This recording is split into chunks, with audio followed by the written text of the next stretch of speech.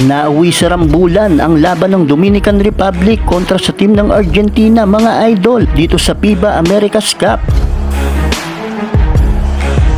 Sangkot din sa gulong ito ang point guard ng San Antonio Spurs na si David Jones Garcia na kasalukuyang naglalaro ngayon sa team ng Dominican Republic. Well, umabot sa overtime ang laban bago nangyari ang rambulan. Trash talk daw ang pinagsimulan ng away, mga idol. Makikita na nagpang-abot talaga ang mga player na to. May bumagsak pa ngang isa dahil tinamaan ng suntok. Aray ko po, ang sakit nun, mga idol. Well, despite sa nangyaring gulo, mga idol, ay nakuha pa rin ng Dominican Republic ang panalo sa final score na 84-83.